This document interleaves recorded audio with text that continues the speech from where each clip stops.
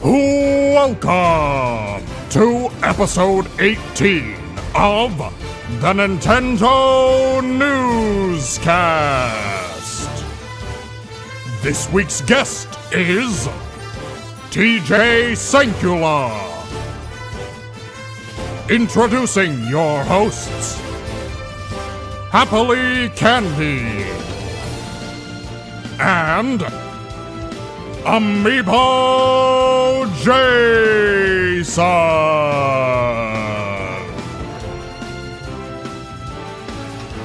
Good evening, Nintendo fans. How's it going? Amiibo Jason here, as always, with my partner in crime.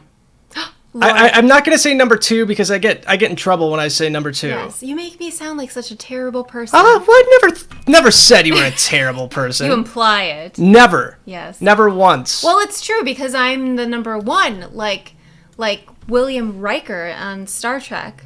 I'm not a Trekkie.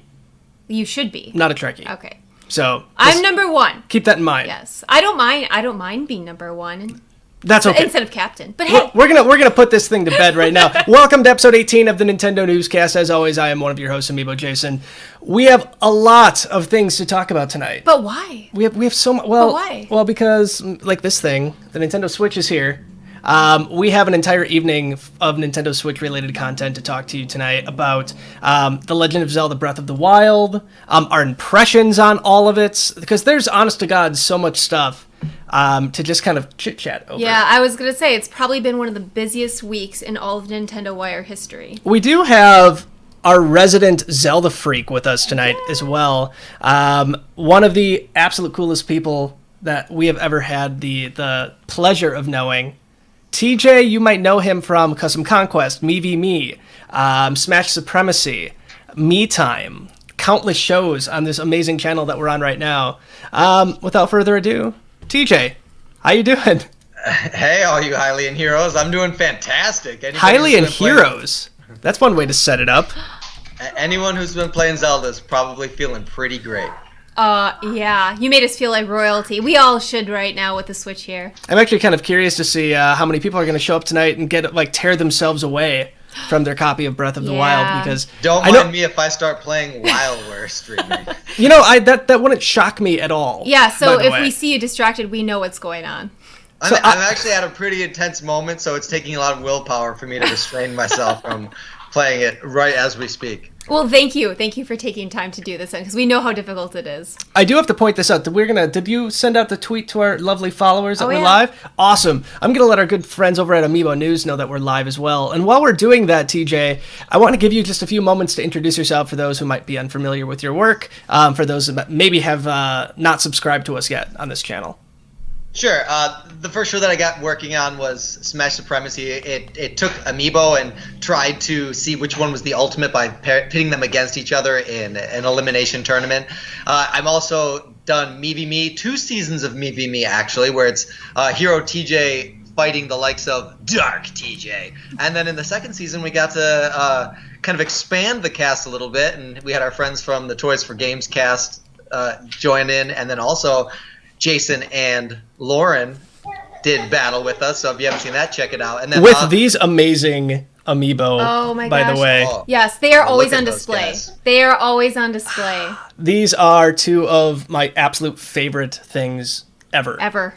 And look at this handsome devil. Oh, You look put at him. out yourself. He's got a 5 o'clock shadow and everything. Cuter in person. It's true. That's the very Amiibo just doesn't do it justice. You know, it took me with those customs, that's the other show. It's Custom Conquest, which you could check out and see how to make custom versions of your own selves if you want to have you. Or maybe you want to fulfill your dream of having a Happily Candied Amiibo, and you can figure out how to put that together. Who wouldn't? Everybody wants a Everybody Happily wants Candied that. Amiibo. It's like I know.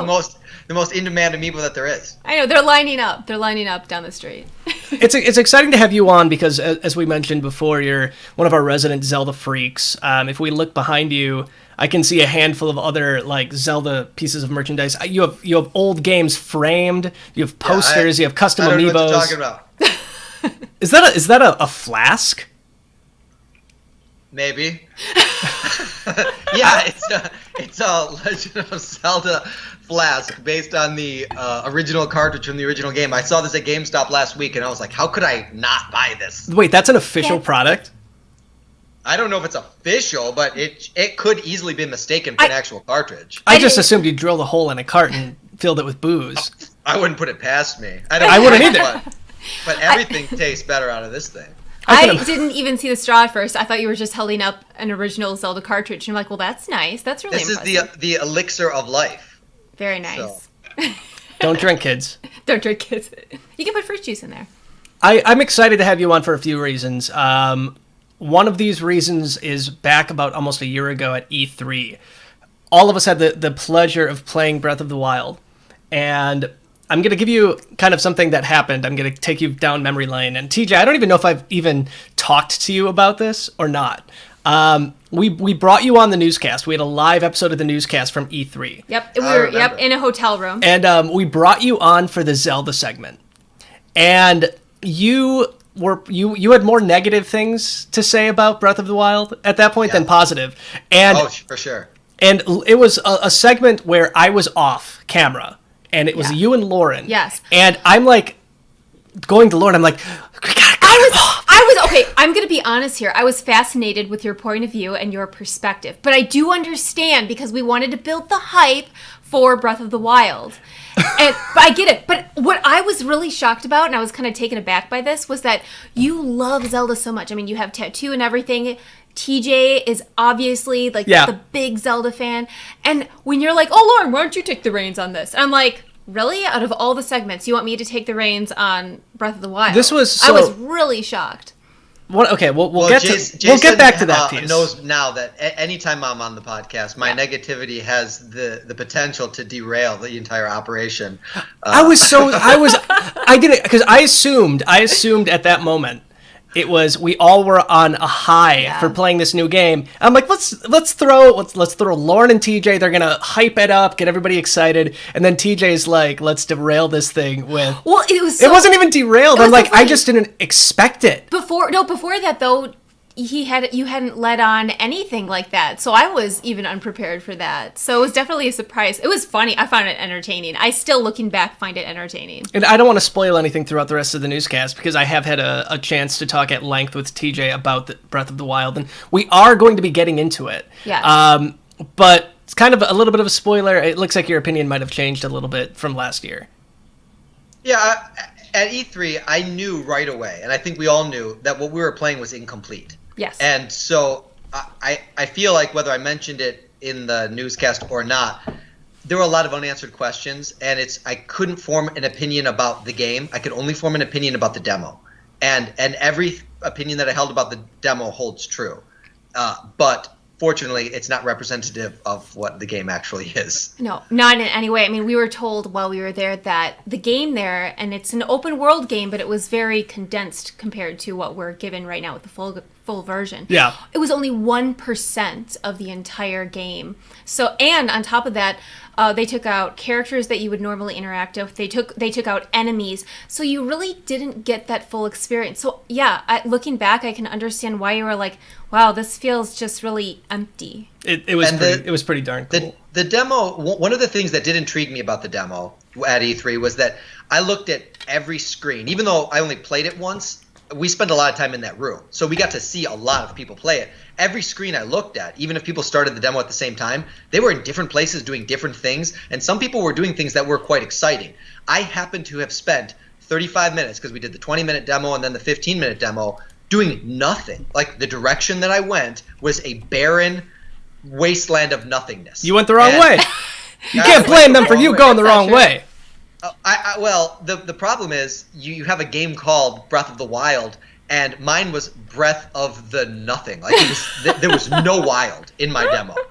My demo was deader than dead. So it made me feel like if this world is as empty as this demo is projecting, maybe I've seen all that it has to offer. Maybe I finally outgrown the series. I'm very thrilled to say that that's not how I feel after having played the actual game, because you can't turn. I can't go 30 seconds without finding something else I want to do. Like I keep getting distracted by different things that I want to explore. My biggest problem is not, oh, I don't really know what to do now. It's like, I really don't know what to do now. There's so much that I want to do. Earlier today, Jason asked me, because we've played through the entire main story. Yeah. What? And yes. That's fast. Yes. We're not going to spoil anything. We won't spoil tonight. anything, don't worry. God, he asked please. me, though, what was your absolute favorite part of the game? And it doesn't have to do with spoilers or anything. And it took me a second, but it was so I think the answer was so obvious and so simple. It was the fact that it was an open world. I said that before, but now I can say that again because it goes along the lines of what you said.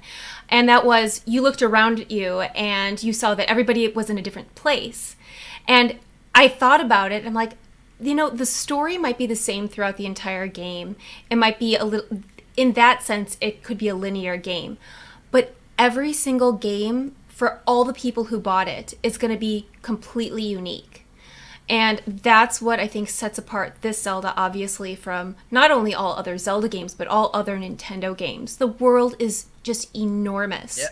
Yeah, and all other games. Like, I know that there are open world games out there, but I don't know. I can't think of a single game that is what this is. People can draw to similar examples like The Witcher and Skyrim. I hear a lot of those comparisons. But it's kind of in a class all its own. And people have said maybe because it's a Zelda game, it's getting unfair praise because it has that strong franchise branding that people have an affinity for, and they'll be a little bit looser with their criticism, or I guess rather tighter with their criticism. But I think that it's worthy of all of this tremendous praise that's being heaped upon it because it is a tremendous achievement, not only in Zelda, but an achievement in gaming. I completely agree, and we're going to go into our full analysis of this a little bit later into the podcast. But I know we're all incredibly excited to kind of dive right into it. Yeah, it's hard to even stay on track because I know that we just want to go directly into Breath of the Wild, but we do have other things to talk about tonight. I think the biggest thing, obviously, is what we have been talking about, at least at the beginning, is the Nintendo Switch is here. The launch. The launch was almost a week ago, so it was last Friday. We had the luxury of going to a midnight event, which was a blast. At Best Buy. At Best Buy, which was fun. One quick story about a pre-order adventure that we had. It was like 15 degrees out. Yes. It was absolutely freezing. They wouldn't let us into the store. Even past, it was 15, 20 minutes past midnight, and they still didn't let us into the store. It was so bad. Yeah. And then they would let like groups of like 5 people in at a time. My favorite thing that happened though is I pre-ordered a gray one. I really, really wanted this one with the neon. And we were lucky enough where the guy behind us ended up giving us his ticket for the neon one, and we just had to swap him for our gray. So I was lucky enough to get this one. Yeah. Very, Awesome. very happy. It makes the experience a little bit more special. It does. You made the right choice, by the way. All of them should be this color. I absolutely love this. Yeah. I Well, the cannot thing is, wait for more It's nice Joy-Cons. to have that, to be able to identify on site easily which one's which. I mean, the gray one looks great, but I want to know which kid has the right Joy-Con, which kid has the left Joy-Con without having to walk over and inspect what side the joystick is on. Yeah. That's actually a really good point. I've been noticing, too, that when I see the Switch reference now online or I hear people talk about it, I never really hear the gray one mentioned as much. I see this everywhere. I think this one is almost becoming more of a standard now. Because it's so Nintendo. It is. It is very Nintendo. It speaks volumes about what Nintendo stands for. I love this. Honestly, these tiny little Joy-Cons are going to change the entire game for Nintendo. They are going to make me buy more controllers than I ever bought. I thought it was bad with my Wii Remote problem because every time a new one came out, like the Mario, the Luigi, the Princess Peach, the Toad, I had to go and buy them. Dude, I feel you. Exactly. Yeah. Exactly, right back there. It's going to be 10 times worse with these.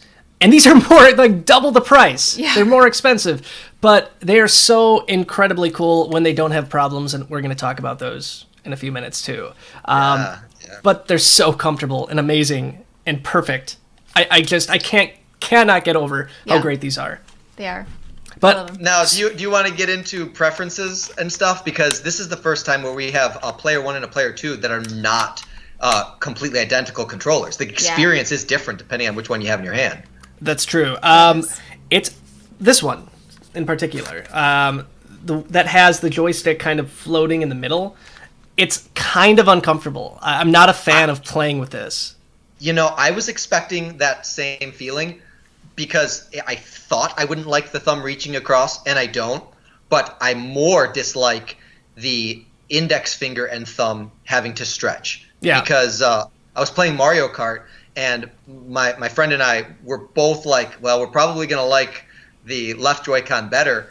And he did wind up liking the left Joy-Con better. But for me, the right one was better because I didn't like having to do this. It was easier for me when it was in more of a natural pinching pose. Yeah. And it was easier for the thumb to go across. And some people with really big hands were like, I'm worried. They're so small. I'm worried that it's not going to be good for me. I actually think people with bigger hands have an advantage. I have, like, I guess, normal-ish size hands. I'm not an extremely tall guy. And so for me, it's like the extent of how far I can reach my thumb and index finger to try to be doing some power slide action. But big hands, it doesn't matter because the distance is negligible. Yeah. So I think actually it's more comfortable the bigger your hand is. That is very true because your hand just cradles the controller. It makes it so easy. It doesn't really matter. You don't get cramped very easily. And the types of games, too, as exciting as they might be, I don't feel myself getting tense enough where it's going to get cramped. I will point this out, though. I thought for sure, and our last newscast, I mentioned this. I said I thought I would be using the Joy-Cons or using this as my primary control method, just holding them up like this, having one in each hand. I do get the issue with this controller where it desyncs all the time.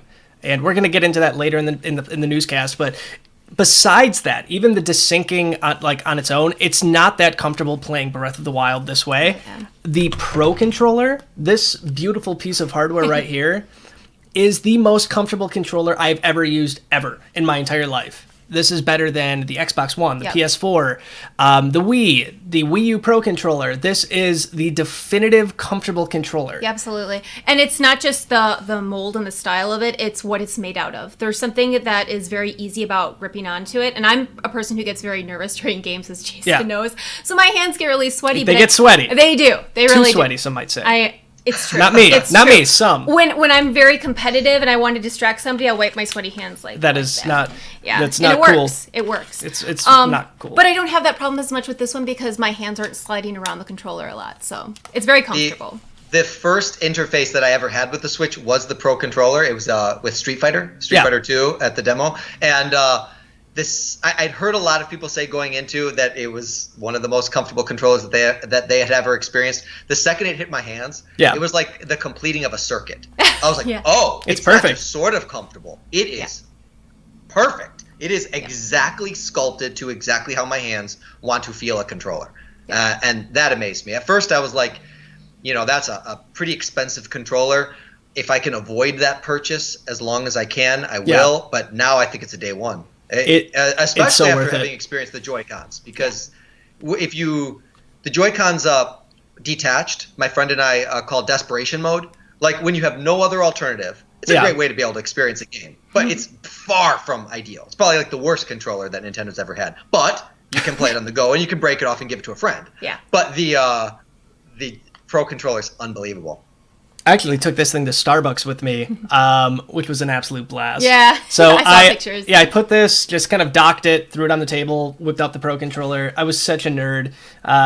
Anybody looking around seeing me probably thought, what the heck is this guy doing? But it was so much fun. Believe it or not, it's become a lot more normal these days. College campuses, especially when it comes to cafes and stuff, people are constantly bringing their electronics there, and it's just kind of becoming the norm now. I was in the middle of suburbia, so it was definitely not college campus. It was a bunch of old dudes. My hobbies are Jason, all over the place. I think what they were really thinking was, is that guy fast enough to catch me if I grab his Switch and run off? Even if it was really, even if it was Usain Bolt that stole it, my Switch, I would somehow catch up to him. You'd have no idea. This is. Oh, I believe it. This faster is in person. The best, most amazing console that I think I've ever owned. Period. It's funny. I'll be in one room and Jason will walk by the room and I'll just hear, the Switch is the best. I've never played such a great console before. It's perfect. It'll be like this whisper in the wind, and I'm like, that's true. It's wonderful. I saw IGN gave it a 7, and I have no idea what console they reviewed. Did you read through their review? You know, Yeah, I read through it, and it's garbage. I'm totally. I think that they nailed it. I actually Yeah. am totally in agreement with all their criticisms. Like it's a good I don't know system, about that. but everything that they've leveled against it is a fair criticism. The left Joy-Con is defective. Like, That there's is no true. getting around that. Yeah. It's going to That's get defective. recalled. Yeah. Like so that prevents perfection. Yeah. If you get close enough to your TV and you're in a proximity where it doesn't matter for you, that's great. You won't encounter that problem. But if Link dies as a Yeah. result of a controller disconnected from the system, that is a flaw, and that flaw does merit some criticism levied against it. I'll give you that. I'll definitely give you that, and I'll give them that. My biggest concern with them, it was saying that they didn't really know what it was. Like, it had a hard time like being a home console. It had a hard time being a portable console. I have never had an issue either way. It feels perfect no matter where I am. When I was at Starbucks, Yep. and I was just playing it like this with the Joy-Cons attached, it was a great experience. When I have it docked on the TV, Yep. it's an even better experience. It's so easy. So when it comes to that point, I feel like they did nail like being able to Yeah. switch back and forth Yeah. between the two. Yeah, I understand And- the controller issue, but when it comes to switching back and forth between the two, I really do think that they got it. It's one of those things where I think it's entirely possible for the Switch to fall into this gap that doesn't fit a particular person's gaming habits. But then in the same way, you can have a person where it is so perfectly suited to the way that they want to live and the way that they want to game that you couldn't have a more ideal scenario. And I think it's less of a case of the system being flawed as it being more suited to certain individuals than others. I can see that. And it's really not fair to criticize a system for it not being your cup of tea.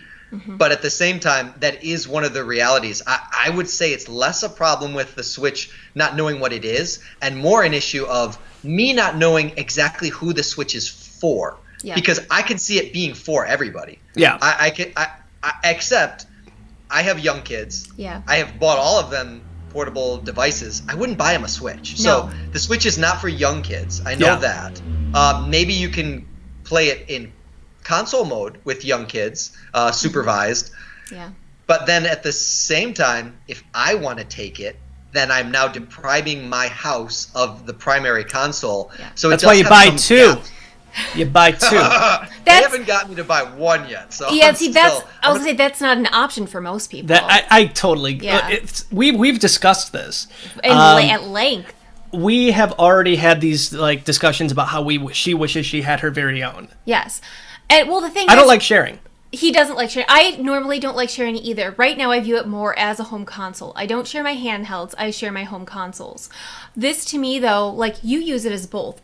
Home console and a handheld. Yeah. When I do have my own, hopefully they'll release a either peach themed one or a pink one. That's what I'm hoping I'm for. sure they'll come out with them. Oh, Yeah. the That- pink one. I Ugh. know. That's what I'm you're just- waiting for. Oh yeah, totally. I can't wait for that pink one. And maybe they'll bedazzle it too. That would be No, I don't like glitter. I do not do the glitter thing. But yeah, it's but yeah, the herpes of the design world. exactly. It is. Okay. Okay. But yeah, I was saying that I would normally use mine as a handheld, and I would not lend it to other people. I wouldn't want Jason playing it. Because he has his own. She has a fit if I touch her 3DS. Yes, I do. If he even How dare moves you, my Jason. if he moves my 3DS, Even though how many times have I scratched your consoles? we're not going to get into the story right now scratched it. because this has scratch. different perspectives on the story. Big ol' scratch on my console. Anyway, Jason, do as she says, not as she does. That's the true. golden rule. I've heard that. I don't know if I can live by that though, but I have heard it. but what I was going to say then too is that I wrote an article about this a couple weeks ago, and I think I got into this in the previous newscast too. The Switch is great for adults. It's great for teenagers. Yep. It's great for preteens and older kids. But like TJ, you said, it is not meant for young children. And one of the problems that Nintendo faces if they just decided to focus on the Switch is, well, we want to appeal to all people. We want to appeal to people of all ages. And you cannot hand a Switch to a 4-year-old or a Right. 3-year-old. And so, even in console mode, which Yeah. would lend itself better to young kids, you still can't even do that because you've got these controllers that are small, Yep. easy to lose. Breakable. My kids have lost my my smartphones. Yeah. That's why it has to be supervised. Like, Yeah. these are very, very reminiscent to the Wii Motion Pluses. They work very similarly. They have wrist straps, which I hear people are putting on backwards and getting stuck indefinitely. Yeah. But here's the wrist strap, Gosh. which Yeah. adds a little bit of extra. I'm too afraid to put this on. By the way, no. I won't do it. Really? Oh, it makes some games playable. Like, it's almost unplayable for me with the flat because my fingers have to search, and without having the tactile sensation of a button to find. Yeah. I still it's won't easy. do it. Just plus, minus. You got But it. okay. Look at this. Okay, look at this. Do you see this? Okay, Yeah. look at in this lighting. Okay. Do Yeah, you I see? see it, I see Do you it. see a plus? See the plus. Okay, you got a different webcam. I forgot. But in the lighting that I'm here right now, yeah, now you can see the plus. I saw it up there. So it's not always something that you're going to be like, okay, let's see, where's the plus? Okay, there it is. Slide it in. So you need to customize your system and put like some nail polish on that. Yeah. No. I just need to Yeah. throw that back there because I'm never going to use the stupid wrist See, strap. I'd never treat my stuff like that. Wow. However, I will point this out. I feel comfortable giving this to my 4-year-old. I have a 4-year-old daughter who loves video games. If I am watching her, I feel comfortable giving her this. I think yes, this, it's tiny. Yes, I would not want to give her the tablet itself with them, only because I've seen what happens with a lot of kids, and oh my God, within less than 5 seconds, their foot is on top of the tablet, or they accidentally drop it. Just the other day, we had 2 controllers fall off of the couch, and they actually exploded into the battery was one place. That was the Xbox controller. So no, I would not give the entire piece No, not to at all. a child at all. The smaller pieces, yes, but under strict supervision. It's kind of like the Wii U gamepad, even though this is a lot more fragile, and if you break it, you have a lot more to lose. Yeah. But either way, I think it's interesting. I think that the controllers that they have for this, they give you this wide variety. You can do it in the Joy-Con, like the separate Joy-Con mode. You can, split it into 2, give it to a friend or a kid. You have the Pro controller. They're not shy on giving you options. Yeah. And that's what I'm incredibly happy with this console. Me too. I think it's important because there are some ways that a lot of gamers will find unacceptable. Like under no circumstances would they play that way. But Nintendo's like, okay, you don't have to play that way. We've got another way. We got your back, bro. Yeah. We got a way, a controller that will work for your needs and your circumstances. And in that way, it's hard to criticize because it does have a configuration no matter what your setup is. I honestly love, again, if you have the opportunity to pick up a Pro controller or use it, this is the way to play a lot of games. And by a lot of games, I the mean only way 2. to play some. Like, there's a reason why the Street Fighter demo at the preview event was only playable with the Pro controller. I don't really see 2D side-scroller games being too compatible with any other controller option. No, so definitely. $40 for Street Fighter. That's a whole different topic. I don't even want to get into that right now. As opposed to $50 for 1-2 Switch? Are you kidding me? Come on. I didn't want to talk about this in this newscast. Why? I didn't want to talk about this. How can you not talk about one of the most advertised launch titles? So 1-2 Switch, I bought it, and I played the demo, and I was a big supporter of 1-2 Switch. We had fun playing it at the event. That was a very short-term experience. So I defended it, and then I got it, and we played it. And it's so bad. It's so bad. It's not worth the money. It's not bad. Yeah. But it's not been included for free bad is what it is. It's not. It's the only way I could see playing that game with a group of friends is if we're hammered and everybody wants to make jokes. No, I said this should be turned into a drinking game. But yeah, $50 for 1-2 Switch was a little bit too hard for me. Like in all the Nintendo's known for their bizarre games. Like I have plucked nose hairs out of onions before in WarioWare. Yeah, I've done some pretty crazy things in different Nintendo titles, and I appreciate that uniqueness. But a game where you have to pretend your device is a crying baby, and that you have to put it down and not wake the baby up. Listen, I have 3 young kids. I spend every day trying to prevent babies from crying. My idea of a recreational activity is not, let's see if I can play the game of crying baby. No. That alone is like, I would not take that game if it was for free because of that one game. That's a stressful noise. That noise immediately is like, dad mode, where's the ninjas? I need to take them out. Yeah. Only you. That's so great. The only game I think we had fun playing was Quick Draw. Yes. Because it's kind of absurd, but we played the soda game. Again, that's the game that you could completely take out of context. Another one, yeah. You take the Joy-Con, like so, and you shake it like that. Really fast. And then you pass it happily, Candied. You do it real quick. Why? Just you do it. All right, somebody make a GIF. Stop it, please don't. Somebody make a GIF. Don't. First person to make a GIF out of that scene gets something. I knew that was going to happen. And then it explodes. And then I kid you not, this is not a joke. The victory screen, the entire screen gets filled with this white foamy bubble. And it's spurting throughout the whole screen. You can't see the soda bottle anymore. All you can see is the soda shooting out. Again, use your imagination. The intentions behind this game, to me. They know what they're doing. Oh yeah, no, I know. That's the thing, though. They know what they're doing. They know what they're doing. They know what they're doing. But it was, just the absurdity of it. The absurdity of it. I thought for sure. I'm like, this will be funny. This will be something that I'll play with Happily Candied, and it's going to be funny, and it's going to be we're both going to have a good laugh. Yeah. But it wasn't funny. I wish we could have recorded I wish we could have recorded the commentary, because it was actually sad. It was just sad. We're going to be doing a review on 1-2 Switch, and we'll have our full thoughts on it. Again, I do believe now that I've played all of the games, it should have been a pack-in. For sure. Definitely not worth $50, but it's definitely absurd in its own right. I think the reason why I defended it so much is because when we went to the Switch event and played it, the people that worked at that event, they were so absurd, and we had hats on, and it was this whole experience. But when you're sitting at home, you don't have that gigantic fun experience. No, it's not that party feel, and that's what the game is supposed to be for. That party feel, maybe with the right crowd, maybe in the right atmosphere, yes, but not your average everyday game that you're going to pick up, especially one that costs so much. I think the big thing too is that because you're supposed to rely on just the sound and the feel, not necessarily what's happening on the screen necessarily all the time. Yeah. Like with Wii Sports, that was the game that I had the whole family play. I had the whole party kind of thing going on. So I think something like that would have been more appropriate. Definitely. Something more visual, something that showed off the graphical power of it, rather than these odd videos. But we kind of derailed it with that. Jason, your negativity is totally ruining my. I am sorry.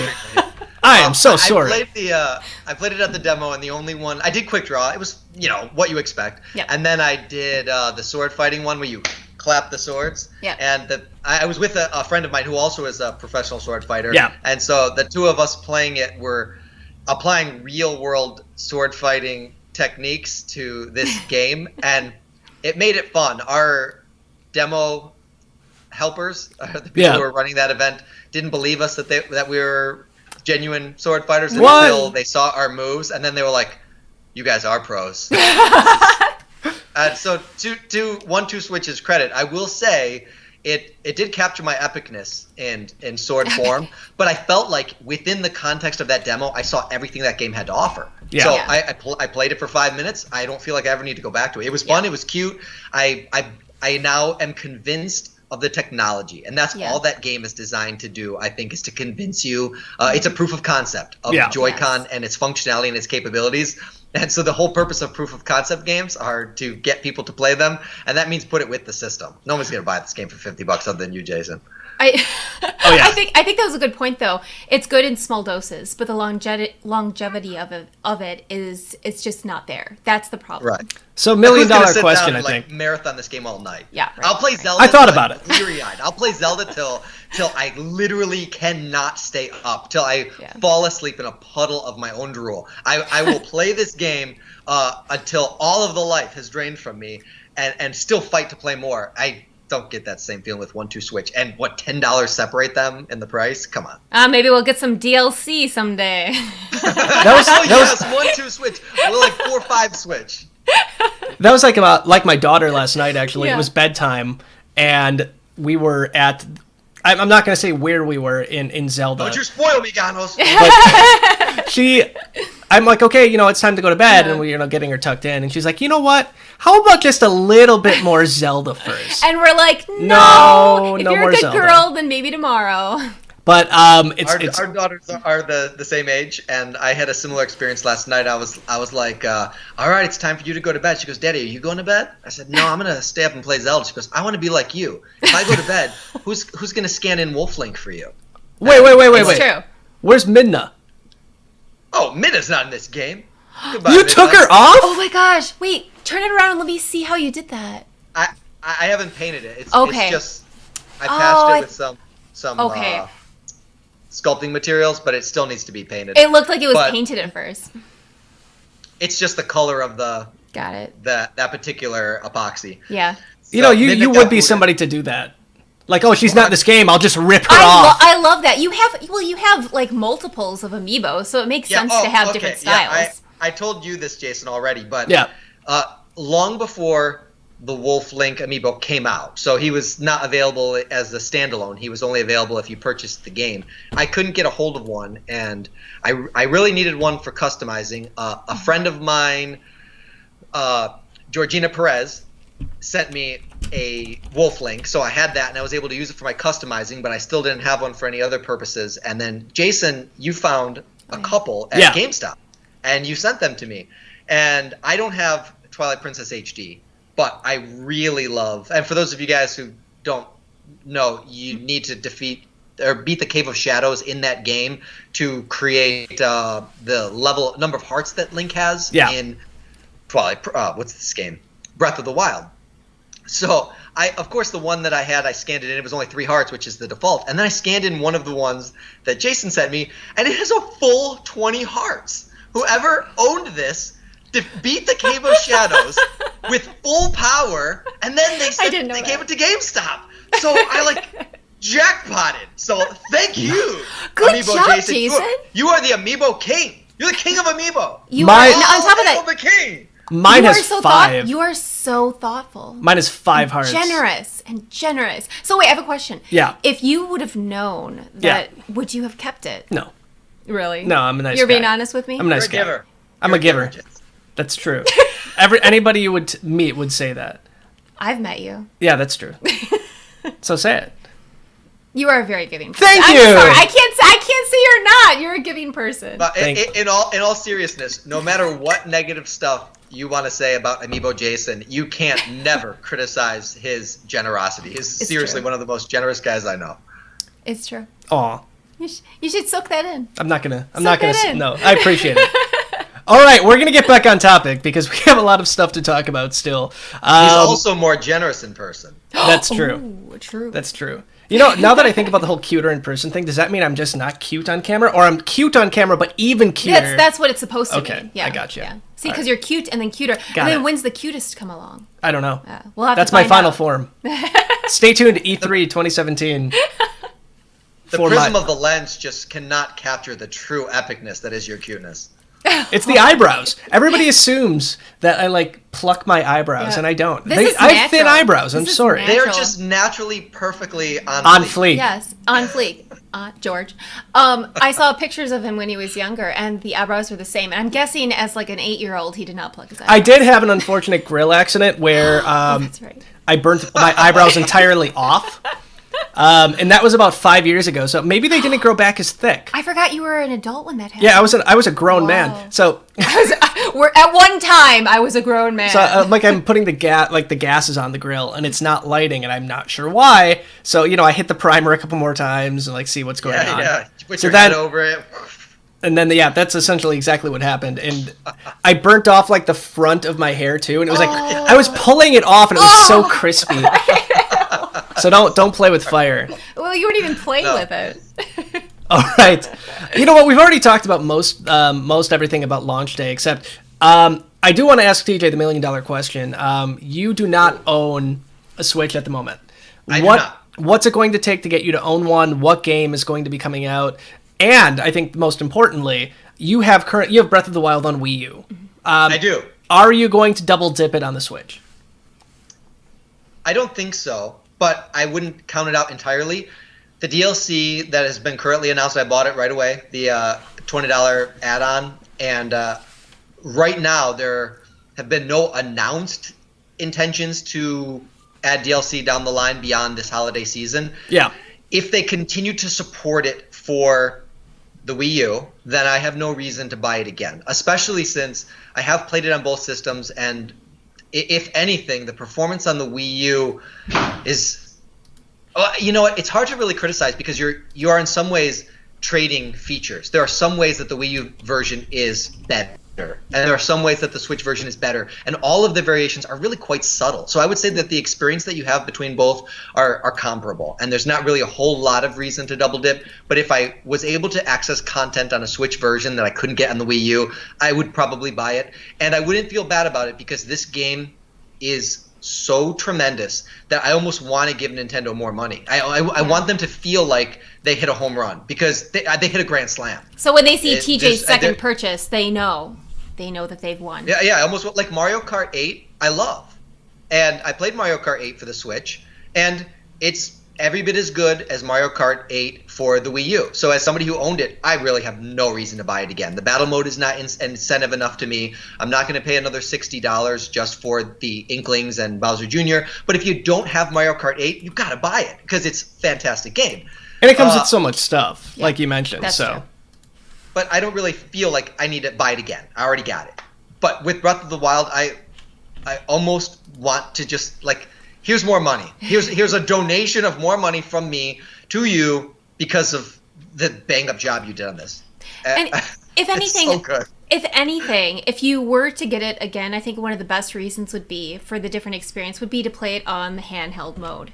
Because as much as we've played it on the TV, I love being able to just sit back, relax, and play it in the handheld mode. And I think you can do that on Wii U too, because there is perfect parity between what you have on the Wii U gamepad and what you have on the Wii U screen. They obviously don't spend a whole lot of time advertising that because it does kind of diminish the one truly unique aspect that the Switch has. Of course, you can take the Switch out of your house. Yeah. But you could still do off-screen play in probably much the same capacity on the Wii U that you can do on the Switch if you're within your own house. Yeah. But I gotta say, Jason, we talked about this a little bit, but I actually don't like playing Breath of the Wild on handheld. Not that you can't, but classically with the Game Boy, if you've ever played Donkey Kong Country or Metroid or any of the Mario games, you see less real estate and at the expense of an enlarged character. But Breath of the Wild has perfect parity between the two, so the character's a little bit small for me, and I don't like how close I have to hold it to my face to feel comfortable. So it's really not optimized for how I like to play. I really like to do it on the TV, so I feel like I'm part of the world. Even if I did have it on Switch, I'd still play it in console mode. So for my particular purposes, I don't see that being an advantage, although I completely understand how it would be for a lot of people. Well, that's how I felt about Super Smash. I already have a difficult time following the characters on the large screen. And even though they had the nice outlines for the 3DS version of Super Smash, I know it made them pop a little bit more, but having to hold my 3DS up to my face like this was not ideal. So I do get where you're coming from. Man, you guys are some grandpas. I have no issue. When I game, I want to be completely comfortable and in the zone. If I'm all right, tense you guys trying to find continue the something newscast. I'm going to play this. Says the person who couldn't find the plus symbol on the strap for the Joy-Con. And it's not really a matter of eyesight.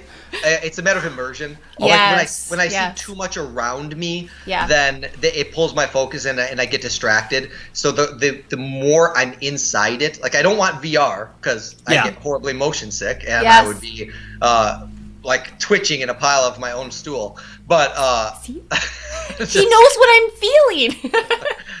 You don't poop your pants, do you? No, I just get completely nauseous. But the sickness is there. I don't poop my pants. That's just funny. Okay. But you get what I'm saying. But I actually God bless my wife, who tolerates so much from me, and she lets me do so many things to our living space. But I completely reconfigured where all of our furniture is for Breath of the Wild. I like moved the couch like 4 feet from the TV, and I just want to sit right there and like, I'm in Hyrule, everybody. The hero is back. I'm here. Let's save the day. It's time to go to some horses, which I did for 3 hours last night. You are the real life Link. You realize that? At the demo event, Yeah. You guys did the Chicago tour, which happened weeks ago. Yeah. But the LA tour, we're the last stop on the tour. So actually, it happened the day the Switch launched and the following day. So I actually did the preview tour the day after Switch came out. Yeah. Which is a little bit strange, but it was still great to go in there and play a lot of games that aren't going to come out for a few months. But one of the things that they had there, and I saw you played with it too, was the Master Sword. Mm-hmm. And as soon as I saw that, I was like, okay, I wanted to steal TJ is here. Everybody move out of the way. I'm going to do this. So I gave the guy my phone, and I'm like, actually, can you take a video of this? I need to have this in video form.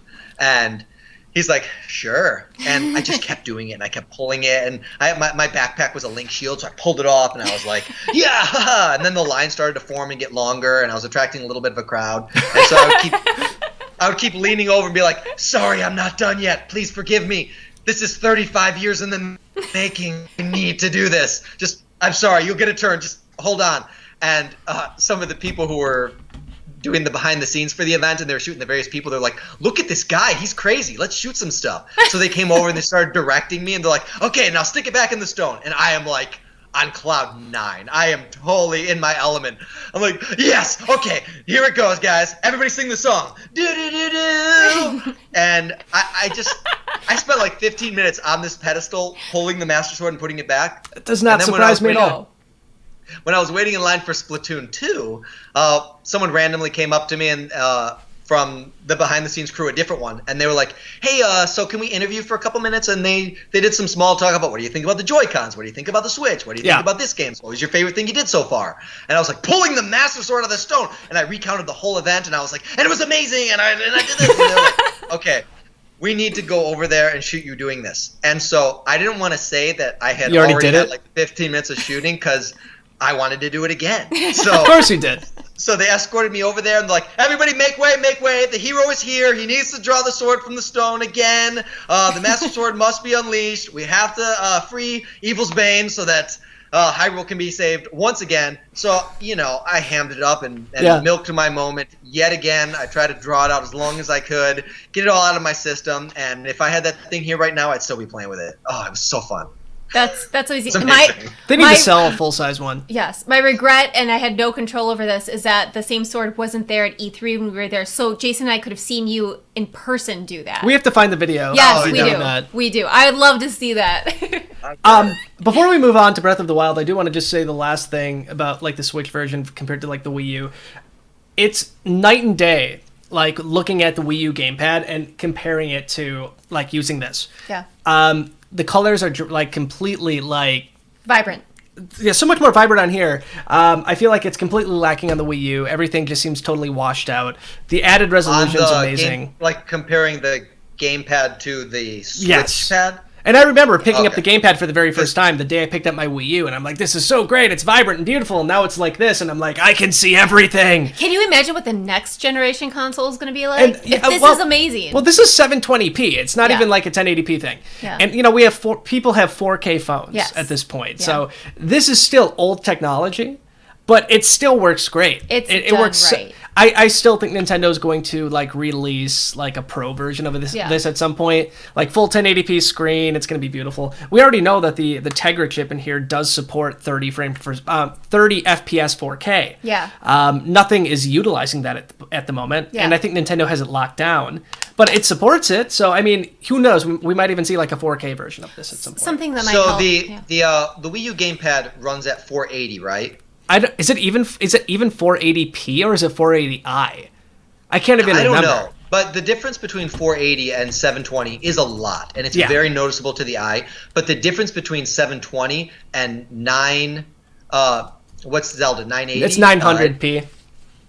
Is not a lot. And the human eye has a really hard time distinguishing anything above 1080, and you can up-res 720 to 1080 pretty good. And so there's been a lot of people out there like Digital Foundry and IGN even did some some split screens with the Wii U and the Switch version, and it is pretty close. Like unless you see them side by side, it would really be hard to be able to feel tell the same way as you. You're very particular. Like I give this example a lot. If you have a Blu-ray, which he has large Blu-ray collection, and a 4K version comes out, you completely discard the Blu-ray, and you're like, well, what good is this garbage? And it depends on the movie, and it's all about the 4K, and because your experience like is enhanced more with that. With me, I am perfectly happy with a lighter resolution. It's okay to me. That's bad. That's so sad. It's not even the 4K. It's like HDR. If you have a TV with HDR, and if you play a game like Final Fantasy 15 on the PS4 Pro, which supports HDR, the colors are noticeably better. Yeah. They are incredibly vibrant, and it's something that a standard 1080p TV, even a standard 4K TV can't do. So HDR is going to be something I think we're going to see on a lot of things. iPhone did it. They started to do like HDR photos, and they're absolutely stunning. Yeah. So I think that's going to actually take off more than 4K is going to take off. But there is a difference. Again, when it comes to a game like this, Zelda, I probably put in like 50 hours. Yeah. I was not disappointed in the quality of Zelda, the quality of the graphics at all. Well, and I have a PS4 Pro and an Xbox One S. I play 4K games pretty consistently, and this game looks better than many of the games I've played in 4K. It looks amazing. Like the attention to detail with shadows and lighting and reflection.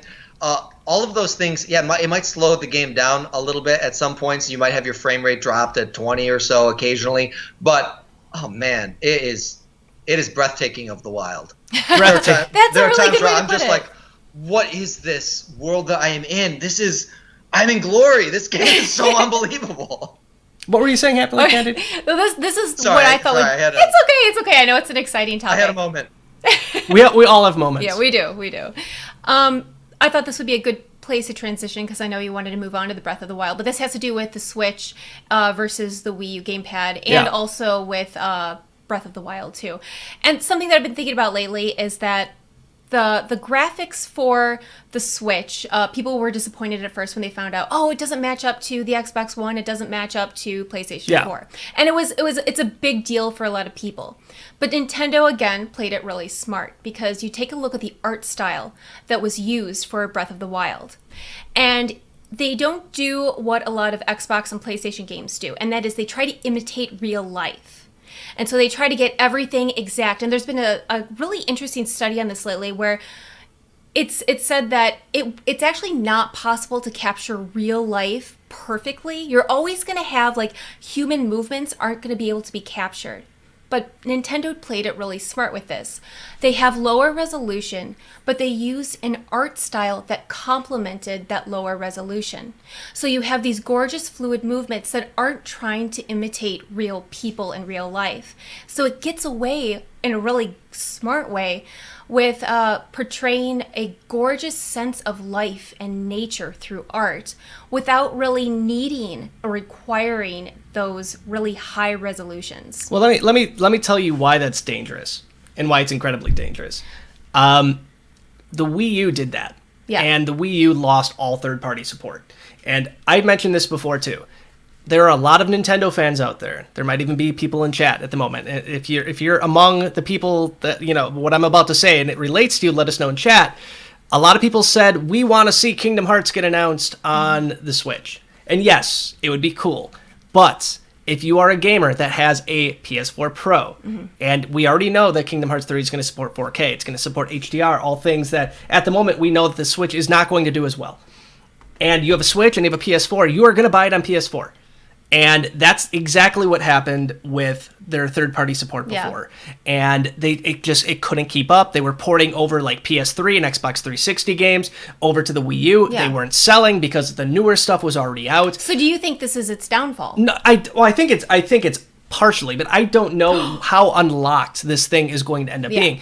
We mentioned before that the Tegra chip in this thing, yes, it is not as powerful as the PS4 Pro. It's not as powerful as the Xbox One S, but it's still pretty good. Yes. It's still pretty darn powerful. It supports Unreal Engine 4, which I think is going to be huge. Yeah. And Reggie was just on, there was an interview he did recently saying developers use Unreal Engine 4. It's going to be amazing. Yeah. So I think Nintendo got their act together at least somewhat, but people want those big games from big publishers like Assassin's Creed and Call of Duty, even though I absolutely hate Call of Duty.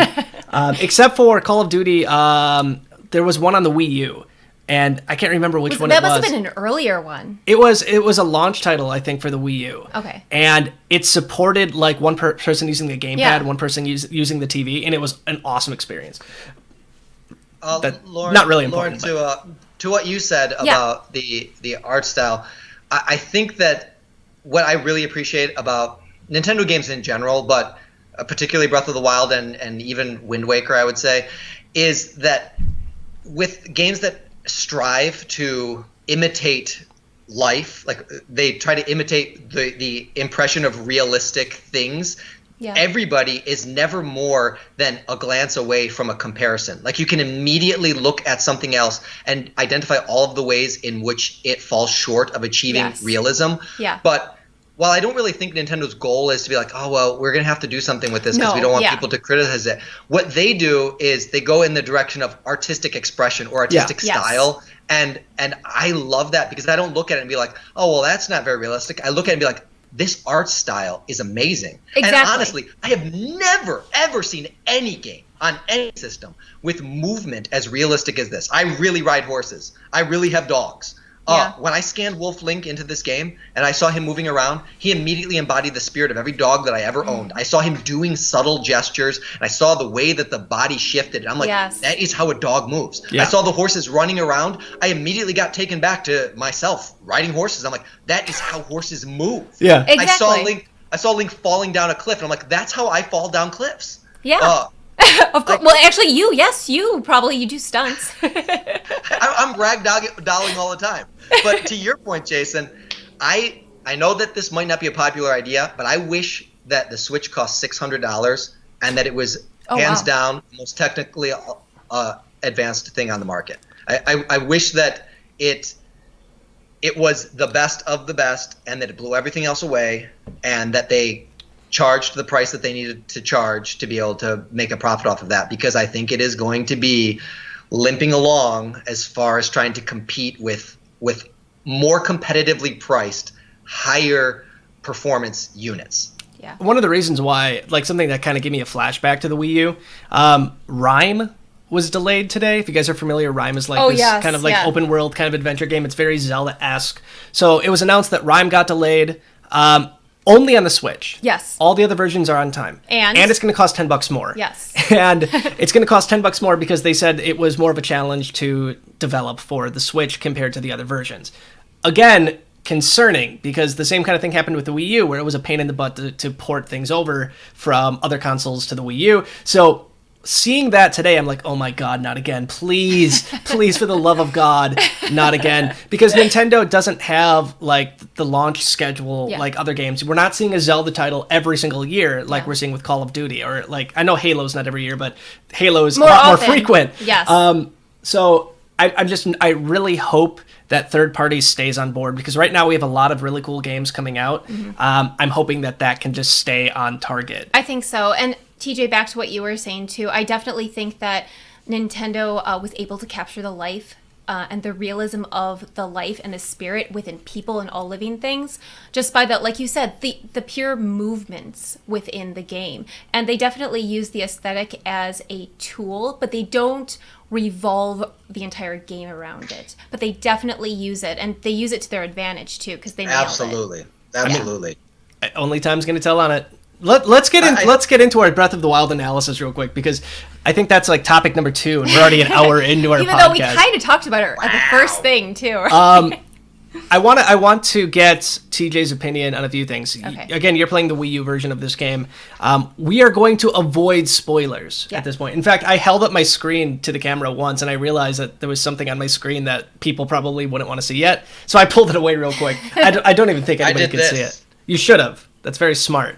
I want to point out real quick, somebody's Miitomo just went off. Was that you? Was that your Miitomo? I just got a Miitomo notification. Congratulations. For all interested parties, Gothic Fashion and Starlight Style Vacation Vogue is back. All right, let's get an article ready on this, guys. I was waiting for this. So again, I have beaten the main campaign of Breath of the Wild. I'm not going to spoil anything. I've probably spent about 50 hours in game. Just you? Excuse me? We did. We shared By this the way, experience. he was on the phone with TJ like it's hard to, 2 days ago. share. And he's talking about how I contributed. He said that I cooked in the game. I do the That was fighting. it. She cooks for me. And I said, he hung up the phone and I said, now TJ thinks that all I did in the game was cook. You love to cook in I games. liked the cook in the game, but that's not all I did. I did shrines. I got us to places. You cooked a lot, and it was really good food. You helped us. You helped me defeat Ganon. This And on International Women's Day, This too. is International Women's Day. And you did really good cooking, honey. It was great. Lauren, cooking is just as respectable of an art form as traditional art and everything else. You know that every one of those would have been edible probably if Jason made it. So you are the ones who got them through that adventure. I no mean, doubt. when you were battling the big villains. Yeah. Who's the one who got you through all that with all those dishes? So Yeah. thank you, TJ, for I a little bit thanked more. you for cooking. It was great. You got all That the was good not stuff. sincere. It was totally sincere. in the least. It was super sincere. Let's move on. All right, let's move on. Happy International Women's Day. So again, we probably put about 50 hours into the game, and I'm not going to spoil anything from within the game. We did a lot. We did not just do the bare minimum to make it into it. We got a lot of really amazing things that I had no clue was in this game. I had no idea that some of the things that happened in this game could happen in this game. And Yeah. again, I'm being intentionally vague, which is super hard because I want to tell you. Yeah. I feel like when do you think is fair game for spoilers? 60 days, 90 days? I think it depends on the game, and you kind of have to feel the internet out. See what information is coming out. I would not want to be the first because no matter what, you're going to be pegged as it the depends spoiler. on the spoiler too, because Yeah. if we go back in time, and you were to be like, "Hey everybody, Sheik is really Zelda," you ruin one of the major plot points of the game, even a year after for someone who hasn't played it. So if it's to that extreme, you know, you should usually be like, "Hey, so you played that game yet? You beat it? What do you think of that Sheik character?" If you want to so you got to play it cool, and you're probably gonna have to play it cool for a while. That's suave. That's very suave. This is the furthest. Right now, we have a scene of the Great Fairy Fountain, and that's the furthest I'm going to take it into even remotely spoiler territory. My thought is if they showed it in the trailer, it's okay to talk about. Yeah. So this is the most that you guys will see from my playthrough. But that being said, there is such a vast amount to do in this game. Our full review is going to be up very soon, and I will tell you right now that, and this might spoil parts of the review, this is the best game I've ever played in my life.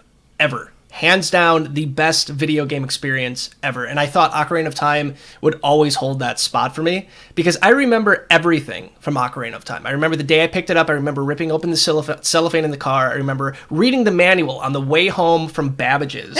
Babbage's was Back this in the little day. video game store. Babbage's, all right. I remember flipping through the manual in the backseat of my mom's car.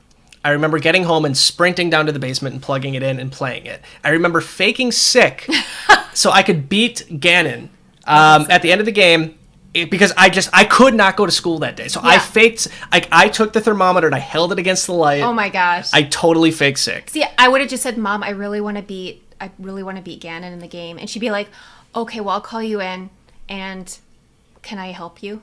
That's amazing. That's my is that mom. amazing? Is that amazing, that's or my is mom. that For a kid who is getting straight A's already? I think I could handle it. I was not getting straight A's. Yeah, see, That's you why. proved that you were handling your affairs. Yes. School is important. Yes, But it was evil important. is not going to conquer itself. No. And good for your mom for understanding Yes, she that. knows that. She understands it and appreciates it. But either way, I remember every aspect of that. I remember that the strategy guide, that game was so popular, the strategy guide was sold out for months. I called stores every day to get the guide. Do you still have yours? Oh, yeah. The original Oh, yeah, one? it's in the Okay. closet. It's Sometimes in the you closet. sell things. No, that is one thing Sometimes you sell I things, never so- could. And at that point, I've already beaten the game, but I'm Yeah. I want to 100% this game. Yeah. And I just want the art in this book because Yeah. I was just so amazed Yeah. by it. I remember going on the internet back in the day with my old 56K modem, and there was these rumors, and they had these fake screenshots. And back in the day, fake screenshots were harder to make. Yeah. But they had these fake screenshots of the Temple of Light, I think it was, and you could get the Triforce. And awesome. it's like, they gave like these elaborate things like run around Hyrule Field 16 times and then talk to the owl and he'll say this and then follow him. And it was all BS. It was all just lies. But I still remember the screenshot. Somebody even faked a video of being able to like go and see the Triforce. Yeah. But I remember all of that so vividly as a kid. And nothing will ever beat that from a nostalgia point of view. But Breath of the Wild, from a gameplay point of view, took me back to that feeling of, like, look at this world. Because it took something familiar, something that you loved, and it completely revolutionized it. It did. And we all saw the trailers of waking up in the, like, the Restoration Chamber and then, like, running up the hill and, like, seeing Hyrule Field for the first time. But actually playing that and exploring it and finding weapons and discovering something that was never explicitly told to you. Yeah. It gave you this immense feeling of just like, look at how big this world is. Yeah. Like you're such a small part of this world. You know how I knew how excited and entranced you were by Why? it? What was it? Because there were actually moments of silence when we played. Oh yeah. Like, it wasn't just like, oh wow, I love this. It was just like awe, the silence where you can just fully appreciate what you're looking at and what you're listening to. And not to mention, like, I was exhausted, kind of like you, where you're just like, I really want to go to bed, but I still want to play. So what do I do? Sleep or bed? It's complex, or sleep or gameplay. But it's my all-time favorite game. At least right now, I'm planning on 100%ing it. A lot of people were really upset about the DLC being announced. I cannot wait for the DLC to come out for this. But those are my impressions on it. I'm really curious to hear TJ and Happily Candied's impressions on these two. Oh gosh, TJ, I'm gonna let you go first because I feel like you're probably bursting right now.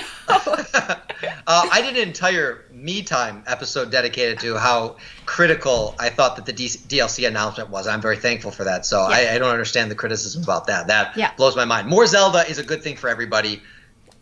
Buy the DLC, okay? Do yourself a favor, buy the DLC. The game just it took my breath away and is continuing to surprise me. The fact that I'm encountering continual surprises. I'm probably about half as many hours as you. Maybe I've put in 20 or 25, and I know I'm not that far along because I see something and it just captures my interest and I have to do it. And I was very set when I sat down last night. I was like, okay, tonight I'm going to complete this objective. I'm not going to get distracted. I'm just going to go in and do it. 3 hours later of horse taming, I had not even taken one step towards that objective. And I enjoyed every second of it. I was so invested in everything that I was doing. And I'm continually amazed at some of the things that I can do. Yeah. I just...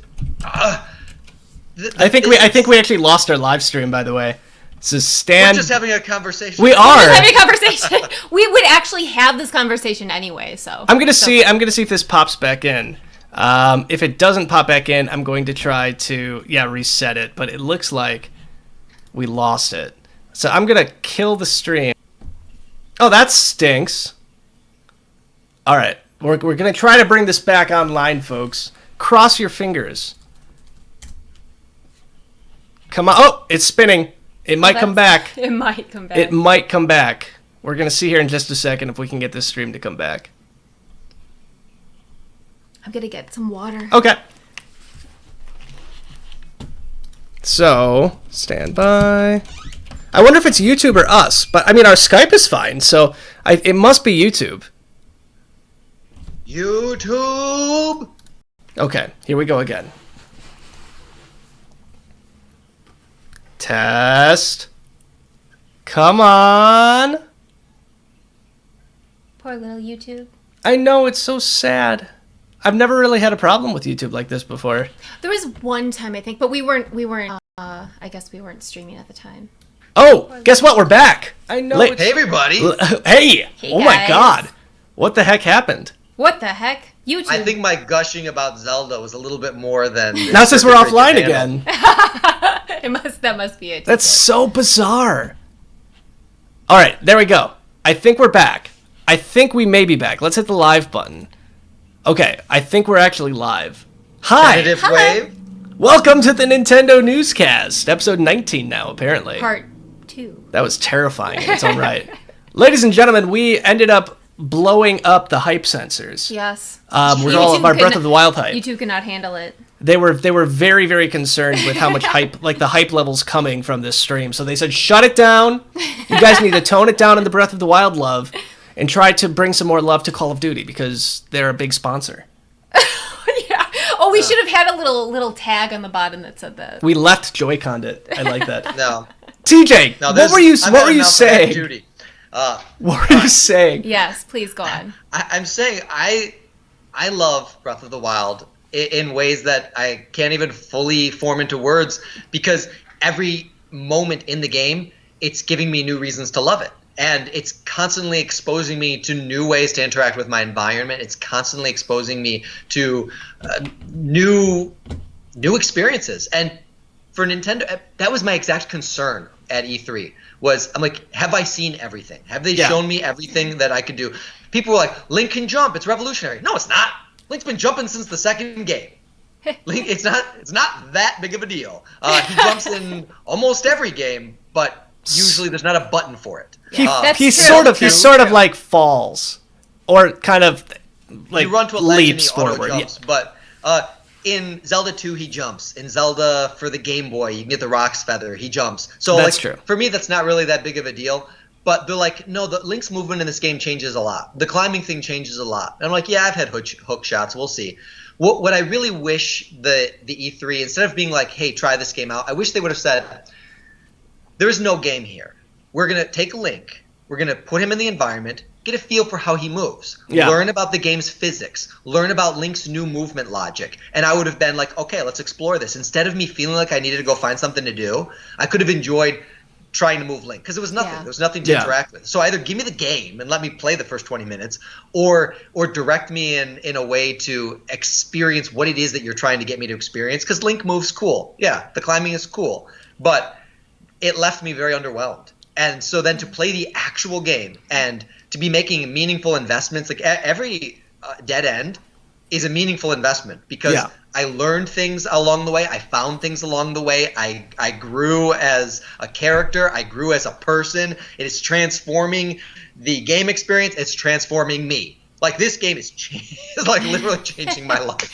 Oh, that's so nice to hear. Jason, you said that it reminded you of the experience of Ocarina of Time. There are some enemies that I faced in this game that took me all the way back to 1985. Where I fought in the original Legend of Zelda on the original NES, and it was almost like that movie Time Warp, where I'm like, and I'm that 5-year-old with that NES controller in my hand, in this harrowing battle with this monster that is so much more powerful than me, like just hoping I can win and trying to push myself to achieve the impossible. I'm doing that exact same thing right now against those exact same enemies in a much more expanded capacity, and it's truly mind-blowing. I can't say enough about this game. Before we go, because we could talk about this, I think, all day, and I think the hardest thing is we really can't discuss anything that won't fall into like spoiler territory. The only thing that I could say is the world is so vast. There's so much to do. I didn't get to say anything. Oh yeah. I'm gonna pass the mic over to you in just like 1 second. No, I'm not wrapping it up. I swear to God, I'm not wrapping it up. There's so much that you can do. After I beat the main story, in most Zelda games, I'd be like, "Welp, I'm done." Yeah. This was like this. The credits are done rolling. I'm like, put me back in, coach. Yeah. I'm gonna go that way. I'm gonna go as far as the map lets me go that way. And then I'm gonna go as far as the map lets me go that way. I'm gonna search for every chest. I'm gonna beat every single enemy. It's honestly mind-blowing. After we're done with this, I will probably be playing this for another 2 hours tonight because I just can't wait. Poor Bomberman is sitting over there. It's like, play me! I know. We've been staying up. One night we stayed up until 3. I think the following night we stayed up until, the last 2 nights we stayed up until midnight. It's hard for us to put it down. It really is. Okay, impressions. I won't go into like too much because you guys really did cover a lot. I just want to reiterate what I said before about the open world. Yeah. And I was telling both my mom and my sister how amazing the game was, and I really wanted to sell it to them so they would either get the Switch and the game, or at least the game for their Wii U. Yeah. And the one point that I really wanted to stress, especially to my sister, because I knew this was going to make her really excited, was that there was an important comparison needed to be made, and that was to all other type of open world games, or games that we used to like playing when we were younger, or even all the way up until now. Yeah. MMORPGs. And that one thing that always happened was you'd get to certain places, certain features on land, like rivers, yeah, or mountains, and you would be cut off. You either couldn't swim, or you couldn't climb, or even if your character could, you weren't allowed to with those specific things because you were kind of trapped. Yeah. You were trapped in that world, even though it was an open world. And that isn't the case with Breath of the Wild, and that is exactly why it's so alluring to me, because I can pretty much do anything. Like I'm doing something, like I'm just paragliding. I'm paragliding and I see mountains in the distance, and normally those would be untouchable. Those would be in the background, just the landscape. But if I go up to them, I can actually climb them. I might not get the entire way up because I don't have enough stamina, but the fact that they're actually climbable and tangible to Link is incredible. And I think that to me is the biggest feat for Breath of the Wild. It's just that not only is everything present, but everything is tangible to Link. And it's the entire concept is beautiful, I think. And that's really what draws me in for sure.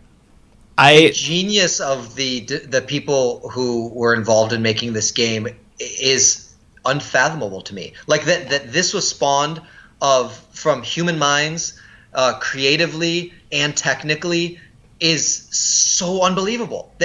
Just down from like one shrine's puzzles, I'm like, wow! I can't believe someone thought this. I can't believe someone thought to do this. And that's just one shrine. The whole game is that. I'm like, I can't believe there are things that you try in video games where you're like, that's probably not going to work. Yeah. Try it in this game. Try it in this game because it might work. I thought this game was going to be a downer after Hyrule Warriors, which I love Hyrule Warriors. It's nothing but constant battles. Yeah. Hyrule Warriors was my favorite game of all time.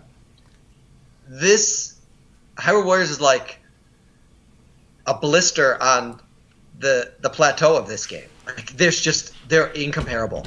Hyrule Warriors is amazing. It's an awesome game, but it's incomparable.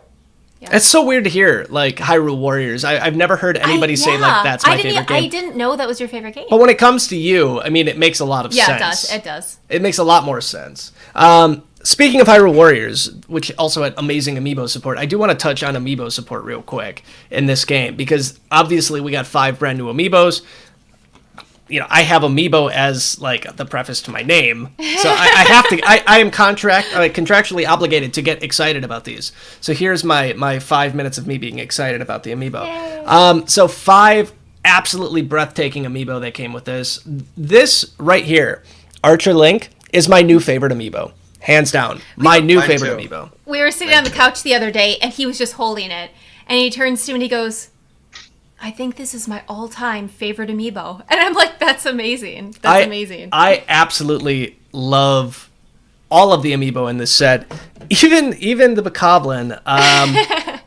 It's ugly as hell, but it's still really cute. Oh, yeah. The Guardian is kind of a pain in the butt to scan in, but, I mean, the fact the arms move, and my daughter thinks this is one of the coolest toys ever. She really likes the villains. She loves villains. She loves them. It's concerning. Mine too. It's concerning. Yeah. But the Amiibo support in this game is also breathtaking. It is so well thought of. Especially, you were mentioning Wolf Link, how Wolf Link is one of your favorite uses of Amiibo. For the most part, scanning in a Zelda Amiibo is going to get you a treasure chest and items to cook with, or certain items that you can use to craft. Every 24 hours. Yeah, every 24 hours. Yeah. Every single Amiibo does something.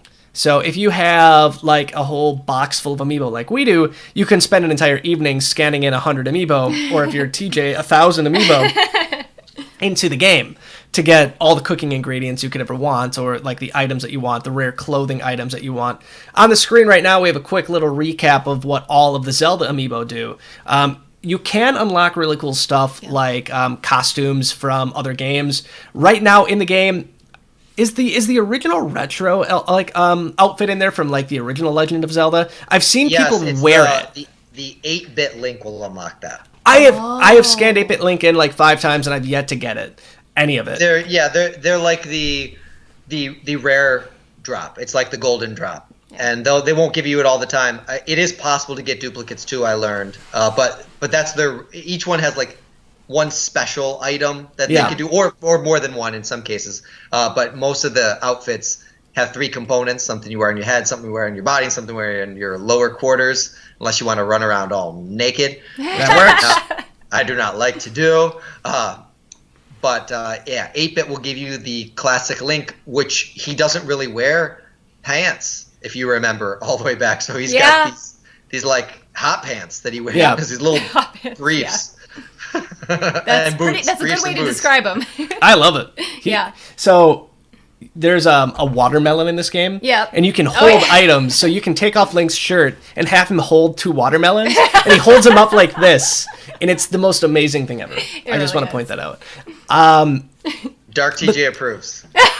But so far, I've yet to get a hat. I've yet to get Link's cap from any game. It's the one thing I need to complete like any of my Link outfits. I can feel you getting frustrated every single time. One thing that you told me, Jason, which I'm really glad you did.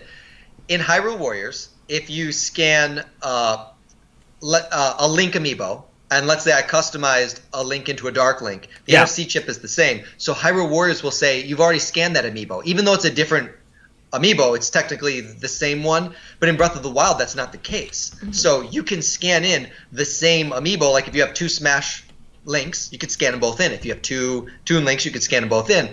Not many people might have a purpose for multiples of the same one. I have tons of Zelda. You have plenty of reasons to have. Tons of Zelda customs. So, like, for me, I don't know how mobile my configuration is here. Wow. But I like, as soon as you said that, I was like, oh, I'm scanning in every single Zelda amiibo that I have, and I'm going to get all these costumes. So it took a while. And how many do you have? Let's just be honest. Yeah. How many do you have? And have you counted, really? No, and I'm also talking about all the cards that you've made. How many do you have like that you've scanned in? A lot. I was gonna say, I don't think he's gonna have an exact number. Probably about 50. Oh my god. I thought I was bad with like 16. But some of them are future customs. Like they're customs that I already intended, like they're already spoken for, but the NFC chip is still accessible to me, so I can just scan the chip in like this. So this is a custom that is yet to be, but yet I can still take it and scan it into the game, even though it doesn't have anybody on there. Yeah. Sometimes I'm surprised by what I get because I don't know who it was originally. I'm really curious to see what you think about this too. About a week ago, we found out. Actually, it was a little less than a week ago. We found out that the Wii U version of the game was data mined, and there was text from essentially, part of the data mine was you could see a list of all of the amiibo that are in the game and pretty much what they can potentially do. And all of the amiibo, all the Zelda ones were listed. You saw Archer Link, you saw Standard Link, you saw all of them, but then we saw, was it 3 new ones, I believe? 3 new ones, yeah. So we saw 3 new ones. One was Skyward Sword, one was Majora's Mask, and one was Twilight Princess. And all of them said like Twilight Princess Link, Skyward Sword Link, Majora's Mask Link, which leads to the inevitable conclusion that Nintendo has more 30th anniversary amiibo to release, which TJ has this big grin on his face right now as I'm saying this, because it's absolutely amazing thinking that we could either have let's say a possible amiibo of like a young Link with a Majora's Mask, or a fierce deity Link. There's so many different options in Majora's Mask. There's so many awesome masks they could make. They could come out with could you imagine like a 4-pack or a 3-pack? A 3-pack of like the Goron Link, the Zora Link, and what was the other one? And the Deku Link. Yeah. Dude, I did imagine it. Yeah, you did. I would be I would be like over the moon. Majora's Mask is probably the most intimate game experience that I had with a Zelda game, because you got to know people so deeply to proceed through the context of the game. Your NPCs probably had the most significant impact on your story of any of the Zelda games. So by the end of that, reliving those 3 days, I knew everybody personally in Termina, and it really created a very strong investment in that game and a very strong emotional connection. So I would say Majora's Mask is probably my favorite Zelda game before Breath of the Wild. So the idea of having a Majora's Mask amiibo, I don't really care what it is. I love it. I think my preference would be a young Link, because we don't have a young Link yet, and we have all these Links, but that particular incarnation of him we haven't seen. And from a customizing perspective, there's a lot I could do with a young Link, so I would really love that. But Fierce Deity is my favorite version of Link of all time from anything. Oh yeah. So if they made a Fierce, I wanted one so bad I made one. If Nintendo made an official one, I will give you my money so fast. Would you customize that one in any way to enhance it, though? I don't know. I tend not to customize the... I know that some people out there are really talented artists, and their goal is to take what Nintendo made and improve upon it. Yeah.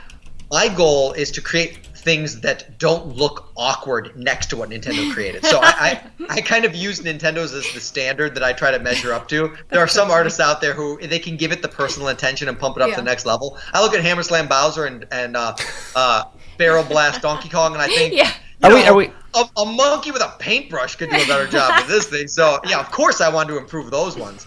But generally the ones off Nintendo's factory line are pretty high quality, and I don't really have too many complaints. So give me 3 more Links. Keep making them. Give me 50 more Links. Some people are like, sure, it would be nice to have some other characters. Yeah, I don't care. Give me those Links. I will buy them. You make other characters, I'll buy them too. I'll buy your bare butt Bokoblin. I have no problems with that. I'll give you that money. But, Link, come on. Yeah. Man, we just saw Dark TJ actually come out there for a second. Just for a brief moment. Speaking of the amiibo, though, I was really happy that we got another Zelda. Were you excited, TJ? Oh yeah. Zelda surprised me a lot more, because we were at E3, we saw the Archer Link and the Rider Link and the Guardian, and I thought they looked great. I polished a place on my shelf for them. I was ready and waiting. Then when Bokoblin and Zelda got announced, I was very surprised. Yeah. And Bokoblin, I think is a fantastic figure. It looks great. It's a little random. It's the first truly random character. I think maybe you can make the argument for Boo is a little bit random, but it's a little bit. It was peculiar to me that they would pick some arbitrary bad guy, but playing the game, I'm okay with it. I love the figure, so I've got no complaints there. But Zelda, oh man, I see why they waited, because her appearance is a lot different than what you were typically accustomed to seeing. So by making it a later reveal, it helps to build hype. Yeah. And so I was probably more excited about Zelda than any of them, because it really it blindsided me. I was like, and she's coming too! Yeah! This is definitely one of my very favorite Zelda outfits, though, because it is so drastically different from what we're used to seeing from her. The one slight disappointment I'm going to say about the figure itself is that around the nose to the chin area, there's a lack of detail and definition with the mouth, and it makes me a little sad. But everything else about the figure is very beautiful, and I'm just glad to see that we have another figure of her, and that it is so different from the previous amiibo we've gotten about 4. Dude, Rider Link has no eyes. Yeah, that is a little bit perplexing to me.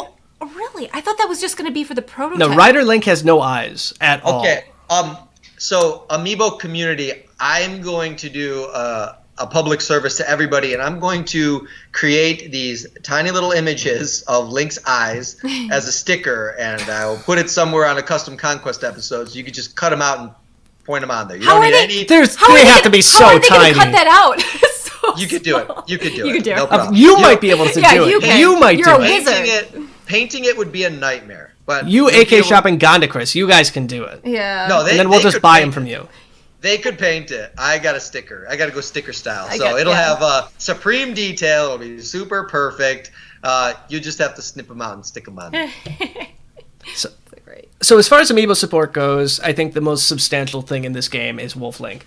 The rest of it is, I don't want to say pretty lame for the most part. I love. Because you would be dead wrong. No, I like the idea. It's amazing. I like the idea of being able to unlock costumes. I will say, if you own all 15 Zelda Amiibo, it's borderline going on the territory of a major unfair advantage. Because you get so right before we have a cooking session in the game, it's like, let's scan all the Amiibo in, and here now we have 30 fish, all this meat. We didn't have to do anything. All of these rare herbs, and all of this money. But it's not that you didn't have to do anything. Because let's be real, I had to go and buy these things. It takes time to scan the Amiibo and collect those things, especially if you're doing a lot. Like if you're scanning enough Amiibo for it to have a substantial impact on your game, then you're just subverting your time. Instead of taking that time to go and hunt down these fish or go on some hunting expedition to track down this meat, you're scanning in the Amiibo. And for some people, they're like, that's cheating. For me, it is another degree that connects me to Link. So I am now the hand of God that drops down these materials. That's why you like it, because you get to play God. I get it. I see it from slightly... I get to help. I get to impact the adventure. So I could just as easily go to a forest and shoot down some wildlife and get some meat. Or I can scan an Amiibo to do it where I'm physically involved in the process. Where if I make Link do everything, then I'm one more degree removed. I will say this, though, and this is something that I was super excited the first time I did it, and now I'm kind of bummed by it. It's not really spoiler territory at this point, but scanning in the Smash Brothers Link into the game gives you a very good chance of getting Epona. A totally maxed out Epona. It is not totally maxed out. Mine was totally maxed out. Oh, wow. I have found horses in the wild better than Epona. Oh. I did find a tutorial on this super rare horse that I don't even want to say what it looks like because that could be a spoiler. Yeah. But it's a pretty darn good horse. For everybody, I saw a lot of people online who were like, oh, what a rip. The only way to get the best horse in the game is to have a Smash Link. That's stupid. Well, that's not true. Epona is a great horse. Yeah. Epona is very balanced. She's not the best. So keep hunting. I wish, but I guess here's the thing with Epona. Epona is so iconic. Yeah. Like one of the most iconic characters in Zelda besides Link and Zelda. Epona is a household name. It's something that I think everybody was excited to see in the game. I kind of wish there was more of a sub quest to get her, something a little bit more substantial than just tapping an Amiibo in. Because I think that would have been just something really cool in the game that you could go on this 3-hour quest and at the end, you rescue Epona from a gang of, these guys. Yeah. I'm actually really glad that it's not. Really? Because Epona has significant value to some people and not everybody, but this is a guaranteed way of acquisition. So in the game, nobody's going to have the same adventure. Nobody's going to find the same horses and train the same horses. I'm really glad that she's not a quest discovery. Yeah. I'm glad that if I wanted Epona to be my main steed, that all I have to do is scan in a Smash Link. And I know a lot of people are concerned if you scan it in and you happen to be in a place where you cannot stable your horse, that you've lost her forever. I've been scanning him every day, and at first I thought, because Jason, you told me that I could scan the same ones, I tried that, and it did give me a new Epona each time. So you can actually have multiple Eponas in the game. But I have now had some Amiibo that have already created an Epona generate another Epona. So if that was something you were worried about, don't worry about it. You'll be able to get another one. Eponas for days. For days. But we talked a little bit about how the horses that I have in my stable, I have meaningful connections to because of the process of getting them. And you named all of them probably with meaningful names. Oh yeah. Yeah. So my names are not the typical horse names. So I've got Shadow, I've got Shade, I've got my main Midnight, and then I've got Epona, Very and then nice. Thunder. I like Beware Thunder. the Thunder. You don't want to get in the way of Thunder. He'll wreck you. I don't doubt it. I had some thoughts about the scanning in the Amiibo and getting all of the items at once. And I attributed it to another way to just experience the game within the open world aspect, because you have so much around you, and everything really is accessible too. Scanning in the Amiibo just kind of like adds to that. And I had better thoughts before, but it completely it's gone now. Sorry, Aw. I derailed you. It's I don't feel like totally it okay. takes anything away from anyone. Because it if doesn't. you want to do it, then it's a great way for you to interact with the game in another capacity. If it bothers you or you think it's lame or it's stupid, then you don't need to do it. There's nothing about it that necessitates Amiibo connection. Okay. One last thought on that subject, though. Just one last one.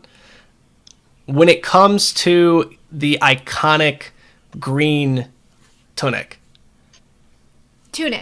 I always say tunic. It's Lauren, not it's like, okay if he wants to say it wrong. Is he Just let me say it Are you wrong. Bulbasaur though? Yeah, about I'm it? totally Bulbasaur. Okay, good. As long as you're Bulbasaur. I'm real so mature, everybody. Okay. The only way to get those, at least to our knowledge at this point, is you have to buy the Amiibo. You have to get one of the And that's 30th awesome. anniversary one. That's how it should be. It's awesome for people that have the Amiibo. I completely agree. But I think a lot of people would have liked to get at least one of those costumes without having to purchase something else. Again, me being here's Amiibo why, Jason, I love it. Now, to be a devil's advocate here, I think that in every Zelda game, you get Link's costume in that Zelda game. Nobody plays Twilight Princess and is upset that they can't wear Ocarina of Time Link's costume, That's because true. in Twilight Princess you wear that costume.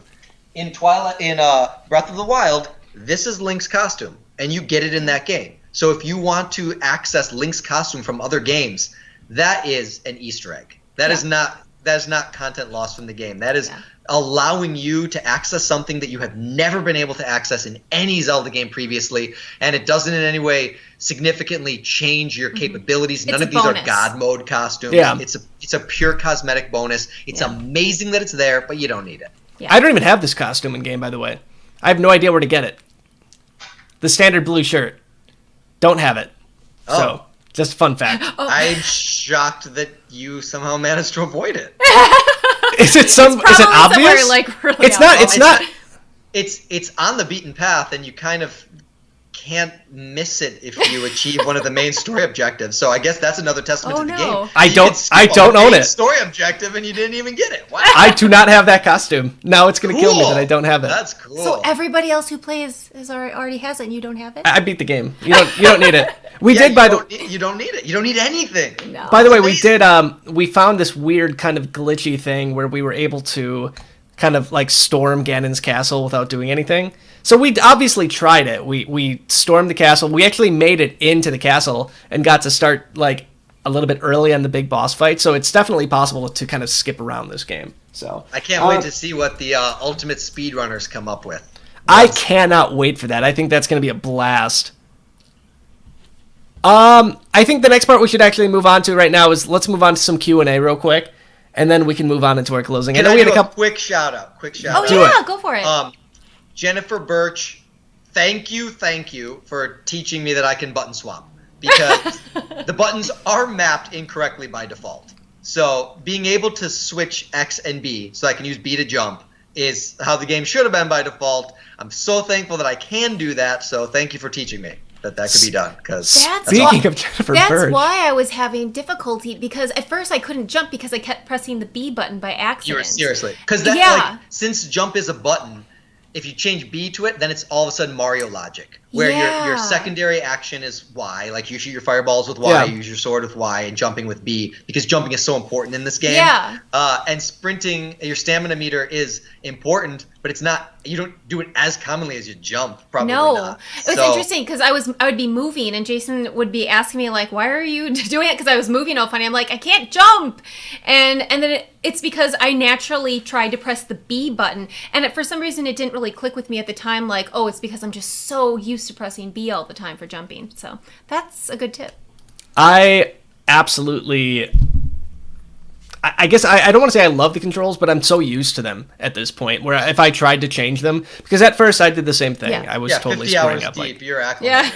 Yeah. it is what it is at this point, so I'm completely done with it. But I've accepted this. But speaking of Jennifer Birch, I did want to point out she's always kind enough to send us in a few questions Yay. for every newscast. She wanted to know what our most memorable death in Breath of the Wild has been so far.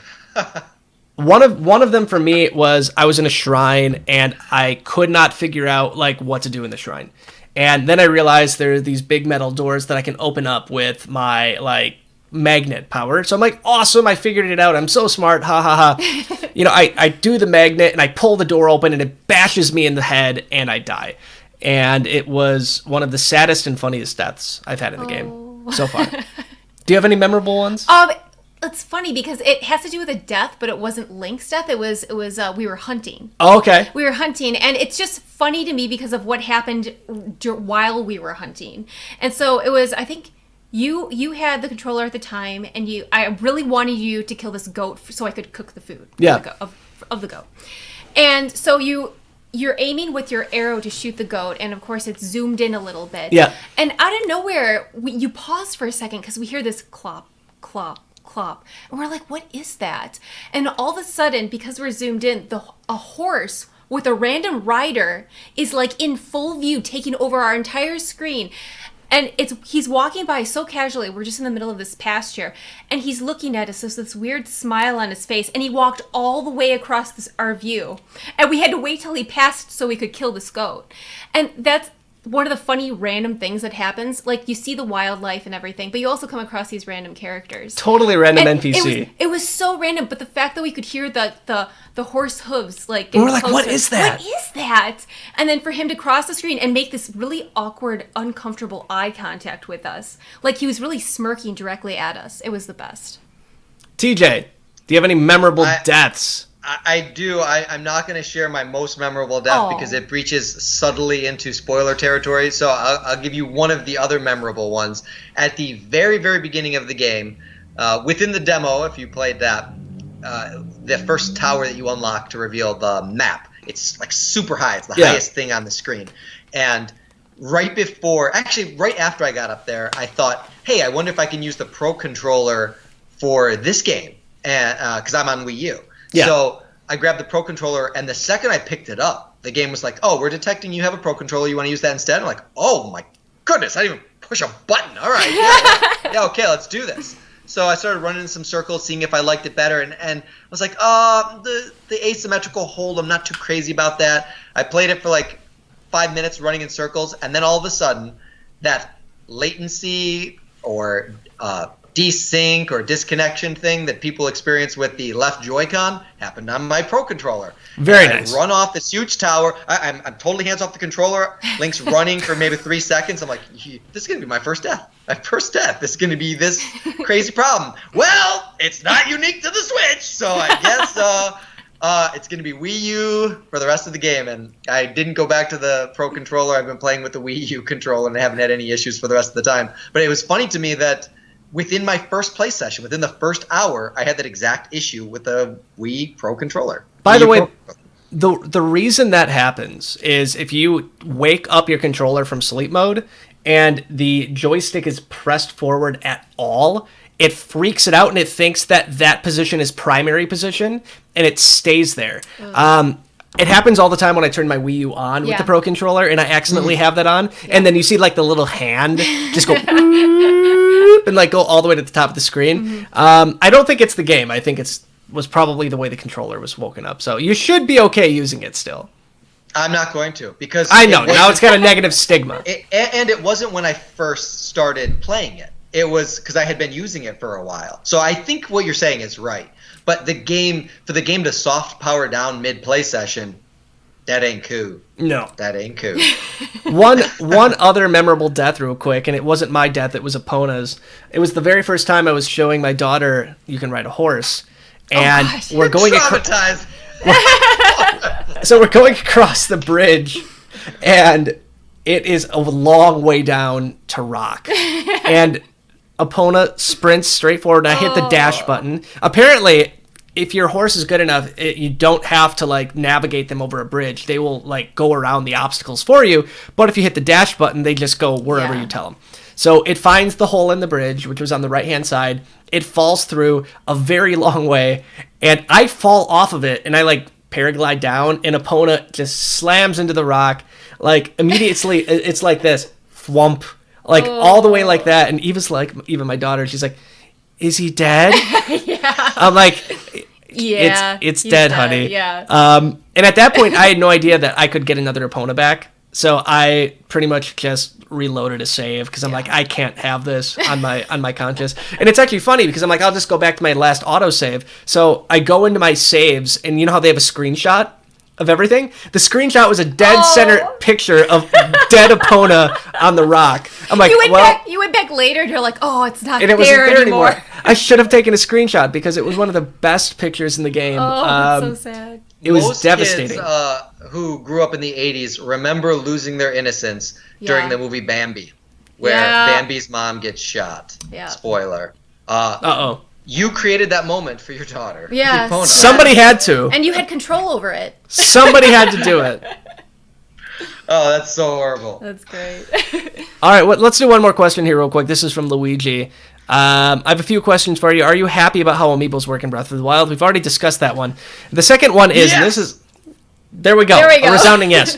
The last one is, do you think the strong support from independent developers is going to have an impact on the Switch's success?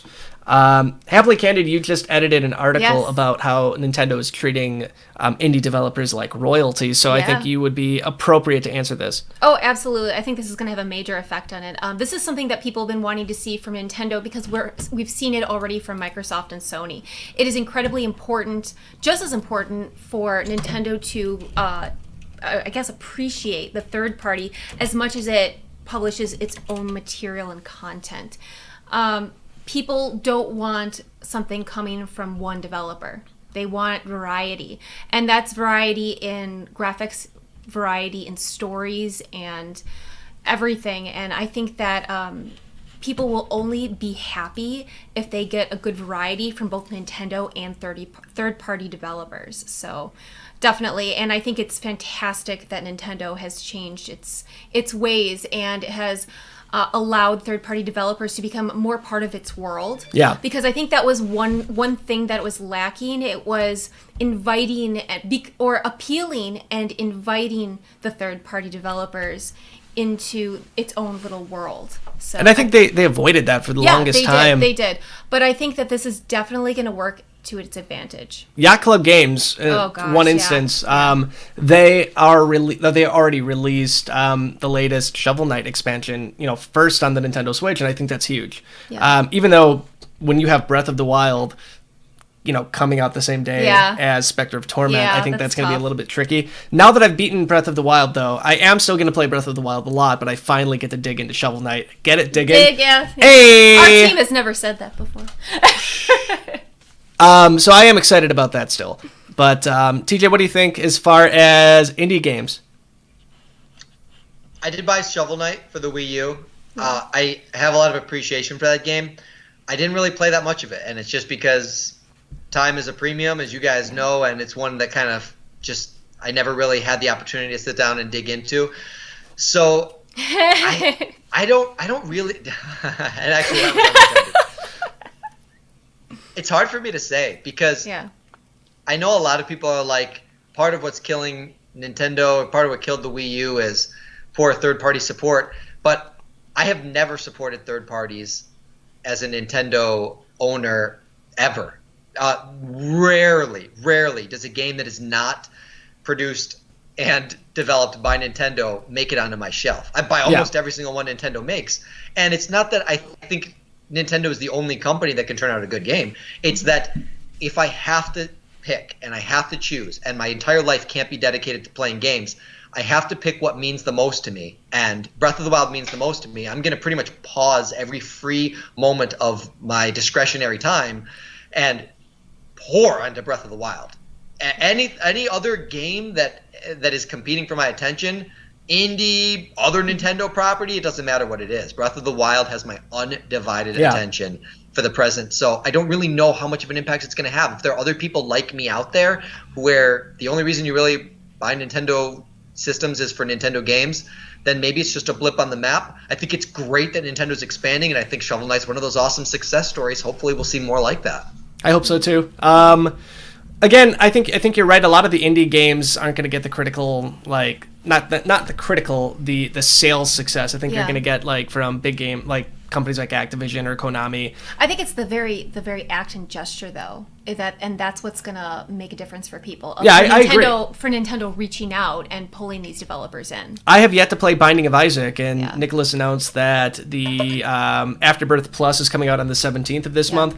I can't wait. It's going to be my first experience with the game. It's going to be something I could do portably, you know, if I want to lay in bed and play it, or if I want to take it to Starbucks, or if I want to play it on my TV. I think the Switch is the perfect way to do it. So I think Nintendo is doing the right thing to, you know, by reaching out to all these indie developers. But that's going to do it for the questions that we have for this evening. Before we go, though, TJ, where can people find information about you?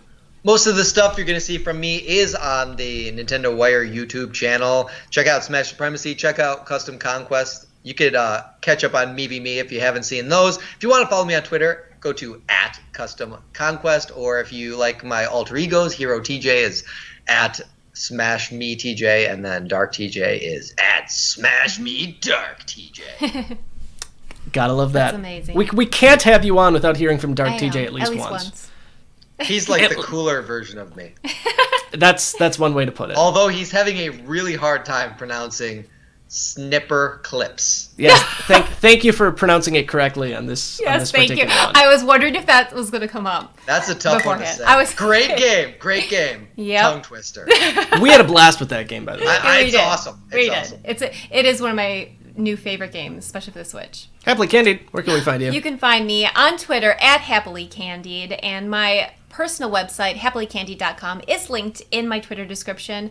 I post all things fun and sweet and pretty through my photography on my website, and I intertwine a little bit more of my personal life in there too. It's a lot of fun, so head on over there. And of course, I'm also over at Nintendo Wire, so that's nintendowire.com, and @Ninwire on Twitter. There you go. That's a mouthful. Hey, These are most of the fun things. Do yourselves a favor and go visit her little sugary corner of the world.